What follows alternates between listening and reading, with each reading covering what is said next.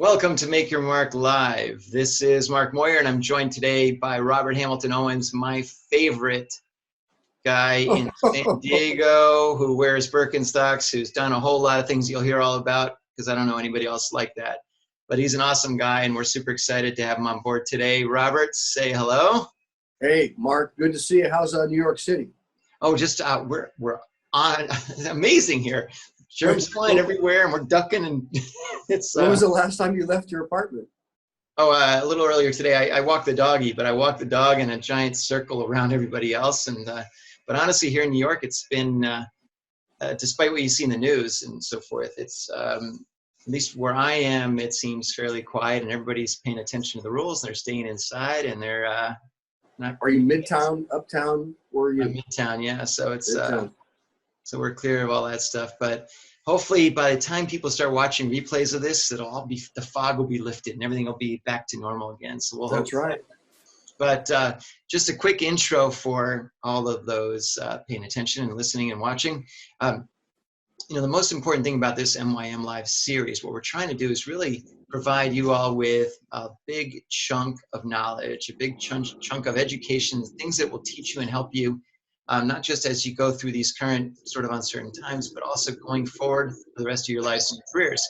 And a lot of my focus is on bringing on athletes or people that are extremely athletic and fit. And Rob certainly fits that bill. In fact, Robert, I'm going to list a few of his accomplishments, but not all of them because it would take the entire time. But yeah, I know. But look, U.S. Air Force Pararescueman, that to me is one of the coolest things. But more recently, completed the 300 of Sparta, which is just a short little 238 miles across Greece. The Quest, which is 23 mile, I believe it's a swim, run, swim, or run, swim, run, or something, but it's just a lot. The Seal Fits Kokoro, which is 50 hours endurance. 50 hours, 50, which is about 49 hours more than I can handle. The Ironman of Mexico, which was, and this was all done, and by the way, in the course of a year, which is really amazing. But lastly, the World Marathon Challenge, which is 7 marathons, 7 days, 7 continents, including our favorite, Antarctica. So we're going to talk about that briefly, and then move forward with a lot more stuff. But Robert, I guess first and foremost, explain to me, what compelled you during that year of your life to tackle all of those things? What was it that you said, you woke up on January 1st of that year and you said, all right, you know what? Yeah, I got some time this year. I'm going to start training for these things. Interestingly, I wanted to do a personal experiment. And the experiment was, could I grow older and stronger at the same time as a senior? Hate to confess I'm a senior, but I'll take the discounts at the store, Yeah. But anyway, I watched a lot of seniors and they fade. They can't get on the floor with their grandkids. They are overweight, diabetes, blood pressure, all kinds of issues. Yeah. And I've always, thought Jack LaLanne was sort of a neat guy. And he was a guy that at 91 was still out on TV teaching folks how to be fit. And I've been athletic most of my life, but I wanted to see, could I grow older and stronger at the same time? So I went to a fitness guy and said, hey, listen, here's my thing. I'd like to see if my Ironmans, I'd done 11 by then, if my Ironmans could become better.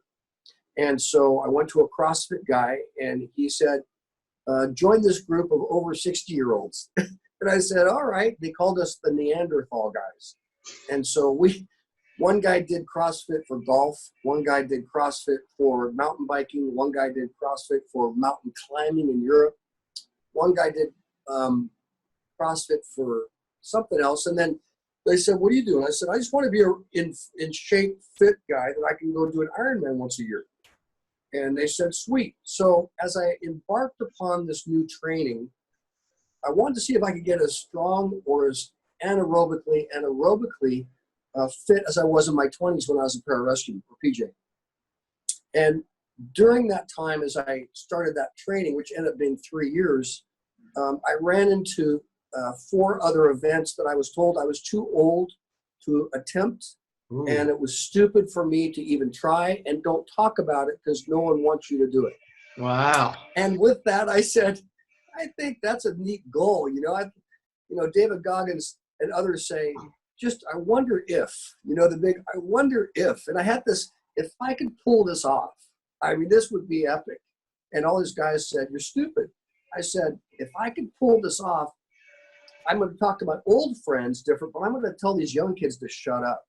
So I said to my CrossFit guy, and then I went to SEAL Fit with Mark Devine in Encinitas above San Diego. I said, this is what I want to do. And he just sort of shook his head, And I said, the oldest guy to ever do your event is younger than me. He said, yeah, you'd be the old guy if you could pull this 50-hour thing off.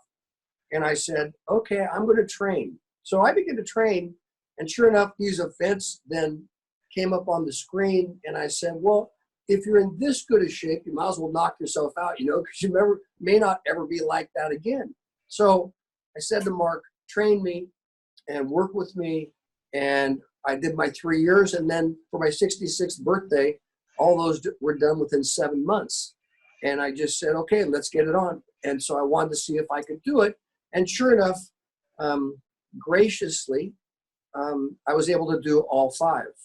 And the point is that at my age, or whoever your listener is, at any age, we teach that there's 20 times more potential in you than you've ever allowed someone to bring out of you. Meaning that I could not do this by myself.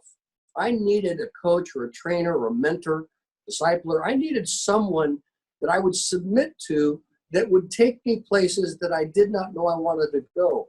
I thought I wanted to go with them until I got there. And then I said, this is pretty painful. This is hard stuff. And the guy said, you signed on, don't quit now.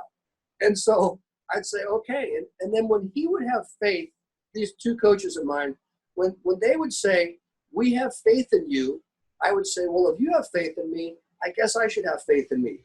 And so I just trained with that mindset of these guys are helping me be wise, insightful, not trained stupid, but trained smart. And they knew what I was getting myself into, even though they didn't want me to do it. They told me I shouldn't do it. And I was able then at my age to prove that at any age, there's more potential in us than we give ourselves credit or we even want to believe we can do. I was on a podcast this morning, and the lady said, I've always wanted to do these things. And I said, well, why don't you do them? She said, well, I'm afraid. I said, so what are you afraid of? And she said, she listed off injury and this and that. I said, everything that you want in life is outside your comfortability. And everything that you're going to dream about is going to cost you something. And you're going to have to embrace the risk of the suck. It's going to be sucky. You're going to have to suck it up and do stuff to get the master's degree or learn piano or read these books or go to these countries or do athletics or whatever it is. It's going to cost you, and it's going to be painful mentally to do it. But when you get on the other side, you'll go, wow. And I said, tell me about your friends. Do any of your friends believe in you? She said, no. And I said, because your friends will always dumb down your world to their level, to their mediocrity, and to their commonness, and to their excuses. So if you have friends that are excuse people, you'll dumb down your life to their excuses. They'll want you to have the same excuses that they have. And so I said to her this morning, and I would say to your listeners, winners hang with winners, and losers find loser friends, and excuse-minded people always find excuse-minded friends to give them an out. And so you've got to change your thinking.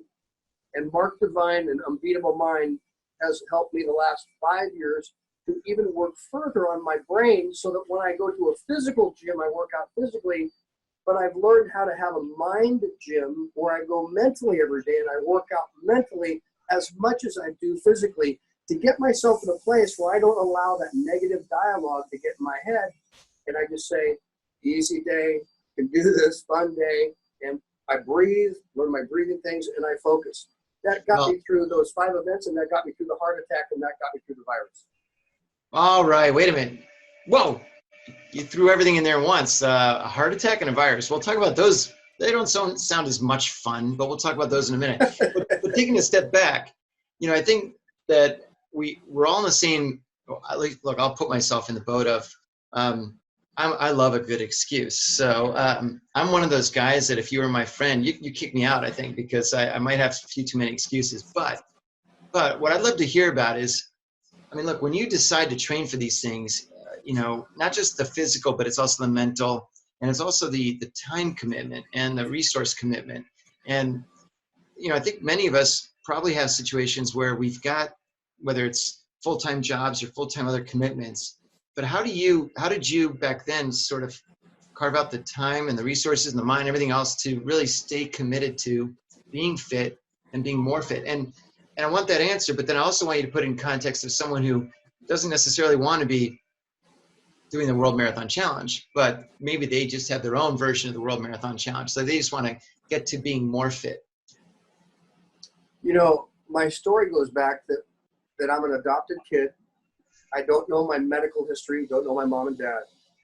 And years ago, I said to a doctor, I said, "Hey, doc, who am I? Gene pool." He goes, "It's a crapshoot. We'll find out." I said, "Am I going to lose my hair? Am I going to have diabetes?" He said, "Time will tell." So he said, "But the best thing for you to know is that if you'll stay healthy, you'll have a good chance of warding off many, many of the things that will come on most people, because your best life insurance, health insurance, is staying healthy and staying physically fit. So since you don't know if you're cancer, this or that, or heart disease or that stuff, your wise move will be to stay in good shape physically, which will give you an edge up on the things that you face." And so because of that, I have always had in the back of my brain, I want to stay physically fit because I just don't know what I'm going to encounter sometime. And I want to give my best shot of making it through versus setting myself up for failure because I let myself go. Second of all, when I came home from college, I found my dad in my room in a hospital bed. And I said, "Hey, Dad, what are you doing at 43 in my room with my bed gone and a new hospital bed?" He said, "I blew my back." And I said, "Wow, how's that working for you?" And he says, "What do you think, son?" Look at me. And I said, "So what's up?" And he says, "They're going to cut my back, or I'm going to lose weight and strengthen my core and get my back in shape. And they've given me 3 months to get my act together in this bed, or else they're going to cut me and fuse some things." And so I watched my dad crawl out of bed and go to the toilet and come back for 3 months. But he said, "Are you learning anything from this?" And I said, "Yeah, not to blow out my back." And he goes, "That's right. Well, what else?" I said, "Don't let your stomach go, because your stomach affects your back, because they're bands, and the looser your stomach gets, the more that your back is going to go when you bend over." He said, "Correct." So he said, "If you're smart, you'll never have to be where I'm at." And I put that in my bank. And then he showed me a newspaper article of some guy in wingtips on the 28th floor in LA in the financial district, laying in his white shirt and tie, doing sit-ups in his wingtips. And the caption was, "This half a billionaire every day does his workouts." And he talked about health, that all of his money could not buy his health back. So he was doing sit-ups in his office and working out, doing what we call planks, back as this multi-millionaire who said, "I have nothing if I don't have my health." And from that, I just had that ingrained in me that, and I don't want to be offensive, but you're stupid if you don't take care of your car. If you don't rotate the tires and change the oil, and every time the red light comes on, you take a hammer to it and go, bang, I don't like that red light. And I just keep doing what I'm doing. When the engine blows, then we get all mad. We go to the doc and go, "Hey, doc, you have a stinking engine in the car." "No, you ran it in the ground." And so, I had a daughter I gave a car to, and she didn't put oil in it. She came back and said, "Dad, I blew the engine." I said, "Well, there goes your car." I said, "I told you to check the oil." "Well, I'm a girl. I'm only 17. Well, now you're out of a car." So, I understand that we all have our issues. And our issues are, do I want to invest in my future? And I tell people, if you're going to invest in your 401k and work hard for your pension, when you get to that age, you want to be able to enjoy it. Versus when you get to that age, the car is broken down and you just give all that hard-earned money to the doctors, the pharmacies, and the pharmaceuticals. So why don't you just invest an hour a day of the 24 in your health the way you oversee your money. And if you'll do an hour a day of working on your health, the other 23 are pretty nice because you eat better, you sleep better, you have more energy, you think more clearly, and it just works. But you got to pay now to play. You know, if you only play now, you'll pay later. And I'm choosing to do the discipline thing, to invest in myself now, so that if stuff happens to me, I'm not, oh my God. I'm saying, I'm ready, bring it. It's not going to rock my world. You know, one of the things, though, you just mentioned there is pay now, play later. But I believe that if you're paying now, you're playing now also. Right? I mean, you're a much better opportunity to, you know, just as you said earlier, those 23 other hours, you're going to feel so much better. And that, to me, is making the play that much better. Right? You know, I think, though, of the biggest barrier sometimes for some people is they'll say, oh, well, I'm X years old, I'm too old to do fill in the blank. And I think people develop this thought process of, you know, once they hit 40, they hit 50, or, you know, an athlete who's even, let's say a football player who's saying, my God, I'm almost 30, my career's almost done. A baseball player might say that at 40, oh my God, I'm 40, I'm way too old to play. Or someone at 50 who's saying, I'm way too old to do blank. How do you think people can push past some of that the age barrier? I just know that everybody has snakes in their head. And everybody has those kind of thoughts. Those thoughts of, I'm too old, I'm too young, I'm too skinny, I'm too fat, you don't understand. And they're all excuses. They're just excuses. And so until you look in the mirror and say, you know what, I'm lazy. I'm just lazy, undisciplined. I don't want any pain in my life. And I hate pressure. So I'm just going to act like it doesn't exist. And I'm just going to keep living the way I'm living and act like this train wreck is never going to happen. And I say, knock yourself out. We all got choices. Because I don't like to work out. It's not like I just can't wait to get out of bed, you know, to go do whatever I'm going to do. You know, it's a chore for me like it is anybody else. But when you get into a rhythm and a lifestyle of being healthy, it's really hard to going back and feeling unhealthy and enjoying life. And once you've learned to feel good and be bright in your brain and it works and it functions, you don't have headaches, and you change your food from food of comfort to food for fuel.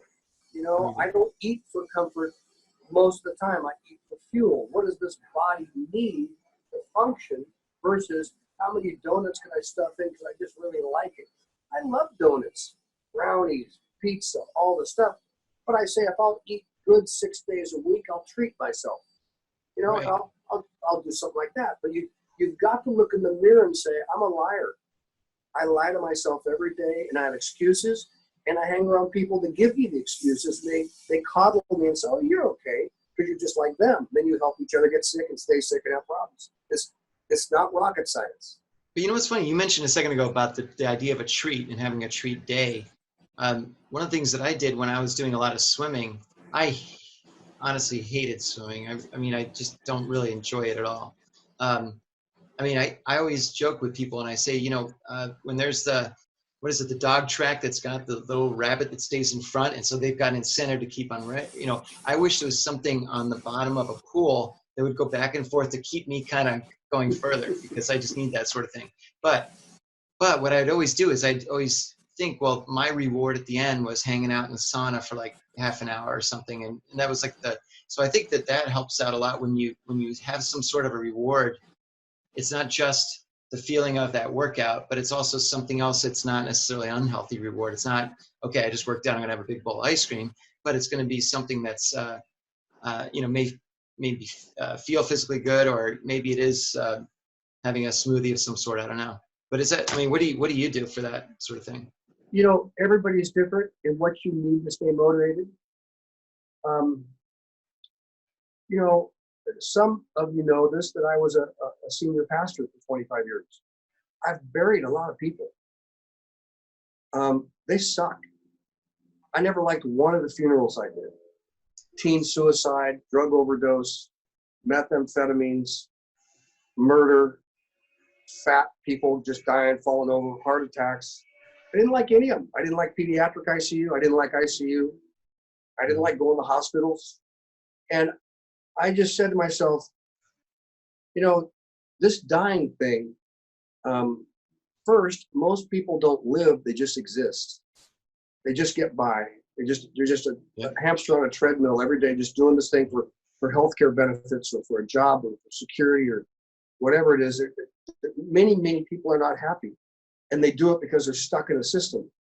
And I just said, you know, I don't want to be stuck in the system. And if I'm going to do something, I want to do something where I'm going to feel good and I'm going to be healthy. And I want to roll the dice against being sick. And so if it takes rewarding you with a donut once a week, if that works for you, great. For me, I've put enough guys in body bags, pararescue. I've had enough blood. I've buried folks. You know, I think living life should be precious and special, and you make the most out of it and not blow the opportunity you have. How's that? That's fantastic. So we have a real quick question by Pete. I'm going to put on my glasses to read it, but he says that it seems like you've been a lifelong fit person, and it's something you've spent your whole life doing. And even though you're an endurance athlete, and I'm not sure, he's saying he doesn't know if this is established nomenclature, but you mentioned Jack LaLanne earlier, and it certainly applies to a few people. But have you ever been referred to or heard anyone else referred to a longevity athlete, men and women who have always been fit and always keep themselves in great shape? As a longevity athlete? Yeah, have you ever heard of that term? No, I never have. Well, that's you then, I guess. You're one of them. You're a guy that's been doing it for most of your life, right? Or did you? I mean, look, you had to be incredibly fit to be a Pararescueman back when you were younger. Was there a gap in time where you sort of let things go, or have you always kept an eye on things throughout? Let me take a time out and just talk a moment. You guys, some of you have seen, this is my book. It's Beyond Average with the 20x principle, 20 times more than you think you can do. And I put the book up there because when you say that, you must have been in great shape. I want to remind everybody that I'm a nobody and I'm an average guy. I was not first team water polo. I didn't get a first place in swimming my senior year or junior year. I've never got the hot chick. I asked them out when I was single and they said no. I was not your golden guy in high school. I had a 2.0 in high school, barely graduated.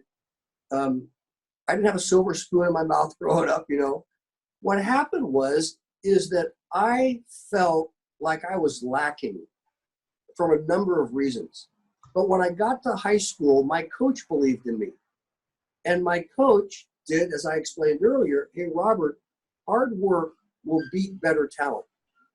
So if you'll work hard, you'll outlast these other guys and you can win because you're an average 3-year swimmer. I don't know what you were, I was 3-year, and you're racing against these age group kids starting at 6 years old. So they'd smoke you. They've been swimming all their lives in polo. So when I learned that even though I felt average, if I would put in the work and focus and listen to a coach, I could become and do more than I ever thought. When it came to pararescue, I was an average guy again. You must have been a stud. I mean, you're special ops, blah, blah, blah. I wasn't any stud. All the studs quit. What happened was that I went to a pararescue guy and said, tell me how to train. And he said, if you'll do this, and if you'll do this, and if you'll do this, and if you'll go dark for 6 months, no chicks, no drugs, no alcohol, no partying. If you'll focus for 6 months and do these push-ups, pull-ups, sit-ups, air squats, body weight stuff, if you'll do this, show me your hands to see how callous they are. I'll tell if you've done the work or not. If you'll do that, I'm telling you, you'll do just fine in pararescue. And I was scared to death of quitting and scared to death of failing. And I had so much fear in me that you train harder because you don't want to be a quitter and you don't want to be eliminated. And so I trained, and I didn't know if I was any good or if I was going to make it. But when I got in, all of a sudden, I'm looking around and I'm hanging with these guys. And 1 week went to 2, and 2 weeks went to 3, and 3 weeks went to 8. and 8 weeks went to 10 nonstop, 5.5 days a week. And all of a sudden, all the gifted, smart athletes had all quit. They'd all quit. They just went, I'm done. Can't do it. Don't want it. Not fun anymore. Haven't felt good in weeks. And I said, sweet. And when we graduated, out of 150, only like 15 left, 15 or more less, they made me team leader. And I went, you gotta be stinking kidding me. Me? And my sergeant said, you made it. And I went, I made it. He went, you didn't quit. And I went, but the good guys, they're the ones that should be here. And the guys that were standing around looking at each other, we were the most amazed that we were the last guys standing, because we weren't hot guys. We were just guys who had learned how to focus and train, and we didn't quit.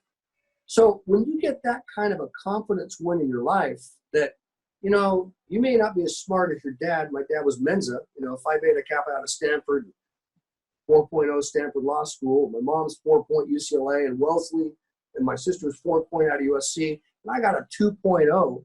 And I'm thinking, I'm an embarrassment to my family, and hey, I don't like school either. When I finally, you know, got in that rhythm that I'm not stupid, there's more in me.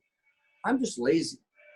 Anything I want to do, if I'm not lazy, it's not too hard. But I have excuses, and I hang out with people that give me excuses to not excel, not change, not embrace the discipline. So what's but let me say, so when the question is, you must have been a lifelong athlete. Yeah. Really, it's not that I'm a lifelong athlete. It's that once you get in the rhythm of winning at life, overcoming, doing what you don't think you can do, doing what other people don't think you can do, you get in that rhythm, it's really hard to break out into mediocrity and average and just cruise now. Because I'm used to mentally being resilient and strong and taking on the issues and finding a way to win. And that breeds something inside you that sets you apart, that makes you different. And you're not trying to be. But when other people just give you an excuse, you just shake your head and say, have your excuse, dude. You know, but if you hang with me, you can do it, but you're lazy. Now, what do you think though is, so for the people watching today and on replay and so forth, what's something that they can do though because look, that was a mindset that obviously you developed at a younger age. I mean, when you were still even a teenager, and then you've applied it throughout most of your life. And the thing is that for some people, they haven't gotten there yet, but today especially, they're at home, they're not sure what's going on with all this virus stuff. They may be home for another 30 days or longer, who knows. What's a couple things that they can do, even mentally, to get in the right place where they can start saying, you know what, I desire to be not lazy anymore. I desire to not look in this mirror and see someone who's looking at excuses. Just give me a couple things that they can do quickly and I don't want to say easily, but just something that can flip that switch. Well, one thing that we work with our students when I'm training Air Force Special Warfare guys or Navy SEAL candidates is we try to build wins. You're only a habit away. And so can you find a way, and I'm going to say this for those quarantined, because I've been quarantined. I'm still officially quarantined. Can you find something that day to take on as a challenge? And for some of you, it's going from 20 cigarettes to 19. Can you just get a win and just not smoke one? Or could you go from eating all that bad carbohydrates to just changing a few of those and put some carrots in your mouth? Is that a win at the end of the day? Can you find an issue in your life and while you're quarantined, say, I can't overcome it immediately, everything, but I am now going to embrace the suck and I'm going to suffer and I'm going to take myself on in an issue of my life and I'm going to begin to get little wins, because little wins breed bigger wins and wins develop confidence. And all of us need confidence and all of us need wins every day to, at the end of the day, high five and go, it was a nice day today. I feel good because I did something I didn't think I could do. And quarantine time is a time to be alone and evaluate and think about life and say, if you always do what you've always done, you'll always get what you always got. And what are the things that I now have an opportunity in my life to look in the mirror and say, I'm going to embrace the suck and the challenge, and I'm going to take my mind on, and I'm going to wrestle with myself. And when I come out of this quarantine, I'm going to be a better person. And all of us can do that because all of us have different issues. Maybe it's anger. Maybe it's the tone of voice. Maybe it's giving compliments. Maybe it's not making everybody else around you miserable because you're miserable. You know, some people, they don't just die, they bleed all over everybody. If I'm going to go down, you're all going to be miserable with me. And so maybe you take yourself and say, you know, I'm going to learn to be an encourager in quarantine. I'm going to learn to forgive. I'm going to learn to encourage. I'm going to learn to say things I would not normally say. I'm going to learn to keep my mouth shut and only smile if I don't have anything good to say. I mean, my wife and I, we both have the virus. You know, we're together 24 hours a day.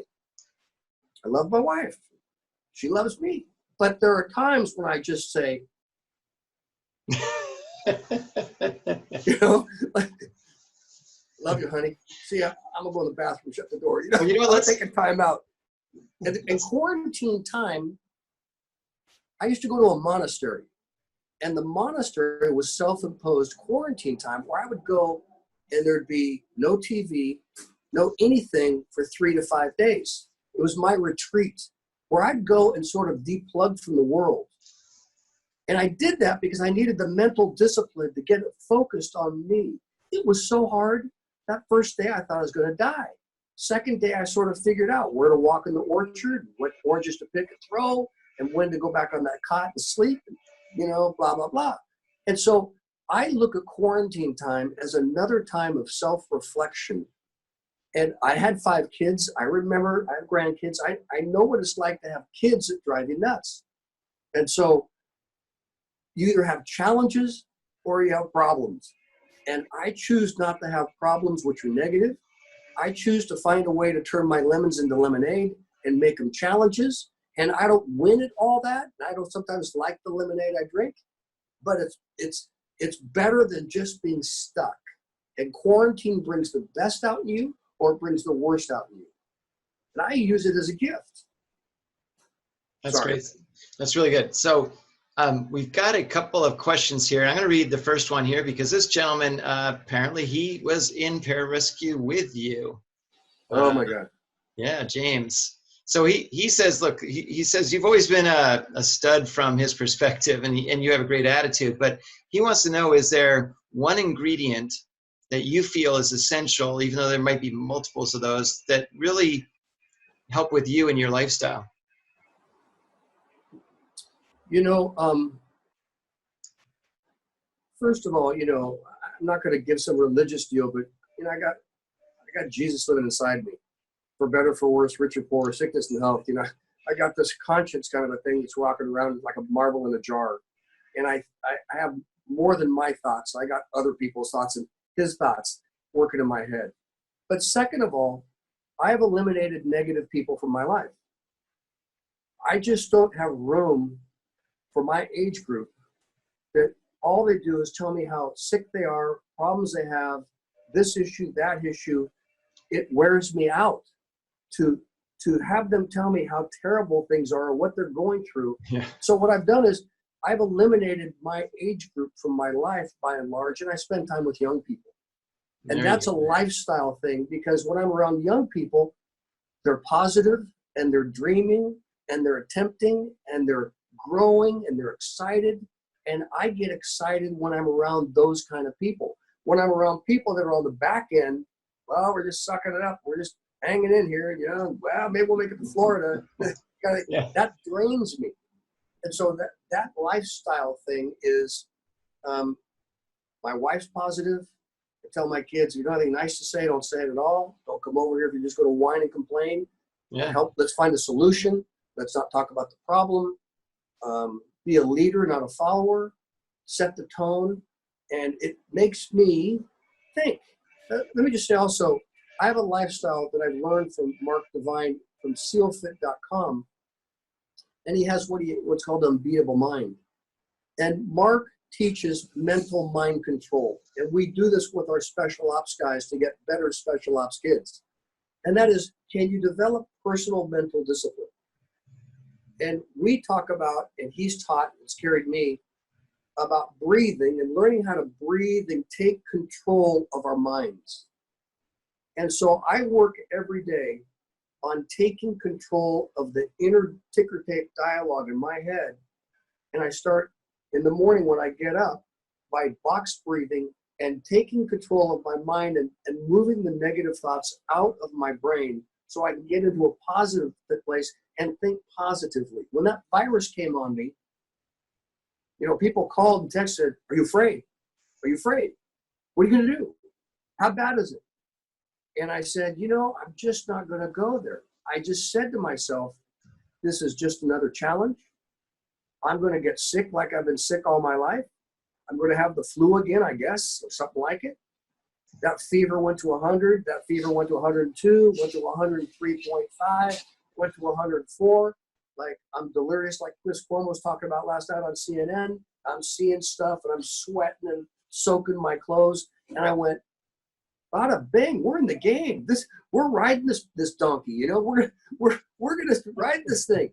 And I've been sick before, and I've had the measles, the mumps, and all that stuff. And I just said, this thing's not going to beat me. And I'm going to do exactly what the doctors say. I'm going to sleep, drink lots of fluids, and every time my fever would start to go up, I went back to bed. And I'd sleep. I'd sleep during the day for 3 hours or 4 hours. Or whenever I started feeling lousy, I just went back to sleep, drank a lot, peed a lot, drank a lot, peed a lot, went back to sleep, and I beat that thing. Not because I'm some hotshot, because I don't think I am. I just think that I got in a mind frame that this thing's not going to take me out. And you have a choice of what to do when you're sick. And I just say, bring the challenge on, and I'm going to beat it. And so today I look pretty good and I sound pretty good. I still got a cough, but I'm on the other side. I just killed that plant. It's like, it doesn't come through the screen at all. All right, we got one more question. You're from Christian. He's played in the NFL. I think he's a badass, but he's a great guy, super guy. He's saying he's considering doing a 7-day fast where he only drinks water and a drink mixed with water, lemons, maple syrup, and pepper, cayenne pepper. Wants to ask you if you've ever tried fasting and if you've had any other tips you have. Also, he wants to, he's experimented with fasting. Would love to hear about if you have, and how your diet throughout your life and how you view food and what works best for you as nutrition goes. He's a couple of days into it and it's going well so far. I have fasted much in my life. It's part of, for us, a Christian discipline. And so what we try to do is we try to break the hold of the flesh on us, the cravings, the habits. And so fasting is that severity where you just cut things out of your life. And so I've fasted, I don't do it more the same way. I fasted, I think the longest was 5 days on water. Wasn't a pleasant experience, but my brain worked better than it's ever worked before after about the third day. What I am now, though, at 68, is I'm an intermittent faster, meaning it's not uncommon for me to eat one meal a day. And I eat that meal about 6 o'clock at night, and I don't eat till 6 o'clock the next night, because food for me is fuel. It's not just a comfort experience 3 times a day. And I have found that fasting has always helped me think with more clarity. It's given me more energy, but it's wrestling with my flesh, because my flesh is saying, feed me, do something with me, massage me, make me feel better. And I just say, no, you're not in control of me, and I'm going to be in control of you, and you're going to shut up. And then my brain begins to just function, and I get creative, and I write. So I've probably done 50 years of fasting, off and on. And if I have a huge problem, I'll fast more, because I need more clarity to learn how to work on them. So that one meal then, that one 6 o'clock meal, is it sort of meant to be a 2,000 calorie meal kind of a thing, or what do you do? I have found that over the years, my stomach has shrunk, it's like a big package, and the less you use it, the more it shrinks. And you wouldn't know that unless you stop eating. But if you'll stop eating or go to liquids, your stomach will shrink to the point, now when I have one meal a day, I can't eat a big meal because my body can't handle it. It just gets full within 5 minutes. But I find that I can function just as good on that 5 minutes worth of right food as I could on 30 minutes of food previously. Because my body is now more in tune. My cylinders are going correct and the oil's working. And so I've learned that less is more and less is better as I age. And so I go to restaurants and I really would like to order all the stuff, and I just know it's going to sit on a plate and I'll have to take it over the box because I just can't eat it anymore, which is fine with me. So for Chris, if cayenne pepper and lemon juice works for you, great. There's so many different ways to fast, and I would encourage all the listeners to embrace the discipline of saying no to yourself and taking yourself on. And fasting is one of those things that is an empowerer. It empowers you once you get through the mental suck of, I'm really hungry. Can I cave in and have something? And you have to embrace the battle. But you come out the other side stronger and smarter, I think. Any other questions out there? Yes, there are. And you know what? This is fantastic. So Barbie, one of my favorite new pals, she's got now she performs in international ice cross, which is about one of the baddest ass sports out there. It's an extreme sport. It's basically you tie on some hockey skates and just fly down a mountain, and you try to avoid getting killed. It's really awesome. But and I know it's more nuanced than that, Barbie, so forgive me. But her question is, do you believe that you can control your physiological responses with your stoic mindset? Yes, I do. I believe that we teach our special ops guys, our endurance guys. It's 80% mental. It's only 20% physical. And when you train to be Ranger, Force Recon Marine, Navy SEAL, Pararescue, everyone thinks it's 80% physical, 90% physical. But actually, the game is won in your head. And when you win in your head, you can get your body to do things that you didn't know that it can do. And so the training of the mind will take you places physiologically and mentally that will astound you. When I was doing that 50 hours nonstop, there were times when, I started to hallucinate and have these issues with no sleep, and we're on our 100th evolution of log PT or some stupid thing, And I remember getting into my head and box breathing and taking control of my mind the way I'd learned from SEALFIT, and just shut everything down and told my body, you're not going to dictate to me. And it responded. And I was so shocked again in one way, not another way, because I practiced it, but my mind could help me in all those extreme things, to the point that when I practiced my breathing for the 7 marathons in 7 days on 7 continents, I practiced doing the breathing and the box breathing to the point that I ran all 7 with my mouth closed. What? You say, how you did what? I like that look, Mark. You did what? I practiced where I ran with my mouth closed, and I went into my head and I began to tell my body what to do and breathe in a way that was controlling my body. And I learned it as a Zen kind of a thing, where you can go inward and change your outward. And to practice that, it's in my mind gym work. And it's mind gym is like physical gym, CrossFit. I go in, I practice this stuff. And to Barbie, your mind is so capable of helping you in so many different ways.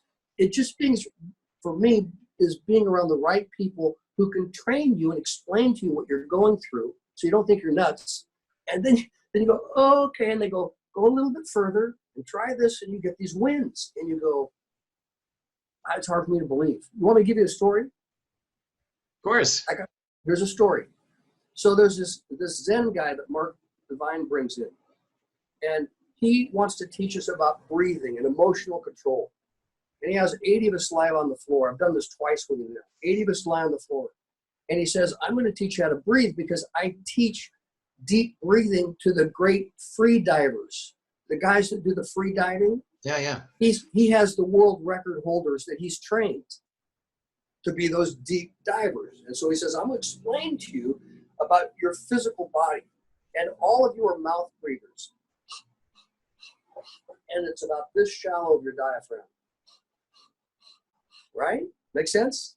Right. And he says, we're going to now go into box breathing and nose breathing and open up the lungs. And we're going to teach you how to open up the lungs because there's capacities in your back and around your diaphragm that have never been expanded like an accordion. They've never had air in them because you've never used them because you, and maybe you run a stair and you go, but you never get very deep at all. So he lies us on the floor and he gives us an exercise. He says, now watch what happens. And we do this exercise and he says, now hold your breath. And I held my breath for 1 minute and 50 seconds. Wow. 4 weeks ago. With 5 minutes of training. 5 minutes of doing what he said. Opening up my lungs, and I did it 6 years ago with this guy. I got this group, did it again, and I went, isn't that believable that I can do 1 minute and 50 seconds with just this short training? But my brain told me I would run out of air after 15 seconds because there's more capacity in you. When we teach guys to swim underwater, they freak out. We tell them, this is how you hold your breath. You can be a minute underwater and they can throw you around, tumble you, attack you. It doesn't matter. You got a minute in the tank. You understand a minute. You mentally have developed how to live without air for a while. So Barbie and others of you, there's so much more potential in you than you know. It just means getting the right trainers that can bring that exceptionalness that's in you out of you. And well, it's so much fun to have wins. That's a great point. So with that said, how do we find the right trainers? How would you recommend somebody like me? I mean, look, I'm in New York City, but if somebody's in a small town somewhere, I mean, how do you find these people, or is it something you can find online? What's as sort of doing this sort of a thing? What would you recommend? I think for all of us, it's a hit and miss. But the more you look for experts, the more you begin to read their material and watch their videos, you can sort of weed out the posers, nice guys, good guys, but they won't take you to where you want to go. And so I would then say, before you look for the trainer, I would say, what is the goal and how bad do you want it? What is the goal and how bad? Because whatever your goal is going to have a cost, relationally, socially, financially, spiritually, mentally, physically. And are you sure you want to dream that goal? Because the depth of that goal is going to be the extreme of the cost it's going to cost you. You want to play first team high school, or do you want to be an Olympian, or do you want to be a repeat Olympian, or do you want to be legendary in the Michael Jordan? What level are you willing to pay to get to that goal? So when you're looking for a trainer, you want to have a trainer that looks you in the eye and says, how bad do you want it? And what is it that you want? And if it doesn't cost you a bunch, then you probably don't want it bad enough to quit somewhere down the road. You need a trainer. There's a book out called Relentless by Tim Grover. And you may have it. I do. But I don't recommend anybody read it unless they want to be challenged like they've never been challenged before. He trained Michael Jordan, and Michael Jordan paid him to not train anybody else. And he said, I'm not your friend. I'm not here to be your friend. I don't care if you like me. You're paying me to make you the greatest in the world. And as soon as Michael retired, Kobe hired him and said, do it to me, do it to me. And then Dwayne Wade came along and said, will you do me too? Because this guy said, I'm only taking a couple guys, but the cost it's going to take for you to be who you want to be, Black Mamba, blah, blah, blah. Right. And so there are trainers and then there are trainers. And I had to figure out, do I want a nice trainer? Do I want a kind trainer? Do I want somebody who's going to coddle me? Or do I want somebody who's going to kick my butt and tell me, shut up, no more excuses, give me your money, give me your time. It may cost you your marriage. It may cost you the next 3 years. It's whatever that goal is, it's going to cost you something. And you better make sure that you want to pay that price if you're going to hire me. And I look for those kind of guys because I want to train smart, not stupid. I want to train on target, not just train and then go, oops, that was we have kids all the time that come in special ops and they're in great shape. They're just in the wrong kind of shape. They're not in our kind of shape, They go, look, I'm a stud. And we go, you're a stud in the wrong thing. It's interesting you mentioned that, just what you said a second ago, because, in my coaching business, I'm the same way, where I only want to work with clients that I'm certain, I mean, look, I'm not cheap. I'm fairly expensive. I only want to work with those people that I know are going to put in the time and the effort and the commitment needed to be successful, to really become elite. And I don't have the patience for someone that's just kind of jerking around, or someone who wants the cheap and easy way out and that sort of thing. So I fully get that. I fully understand that. One more question that we have time for, and then we got to wrap things up in a sec. But Peggy wants to know, just a real simple, easy question. How much sleep do you get every night? I average 6 or 7 unless I'm training. And if I'm training, sometimes I need 9, 10, 11 hours, and maybe even a 12-hour one day a week. Wow. This is all uncharted territory at 68. I did that stuff at 66. My body's different than 66. And so it's a crapshoot. You just have to feel your way through it. But for me, I want to be smarter, not rash. And so I always err on better nutrition and more sleep. And sometimes less is better. I don't need to go 5 days a week really hard. I can do 3 really hard ones and 2 semi-hard ones and let my body recover more. I just don't know how my body's going to recover as I age. So it's all an experiment. Well, that's actually a great answer. And so wrapping things up a little bit, Robert, number one, where can people get your book? What's the easiest way? The book is called Beyond Average. It's on Amazon. It's by roberthamiltonowens.com, or on my website's roberthamiltonowens.com, and the book's by Robert Hamilton Owens. I put Hamilton in there because there's a lot of Robert Owenses, so they said you need a middle name to differentiate yourself, so I stuck it in there. You can contact me. You can call me. I coach.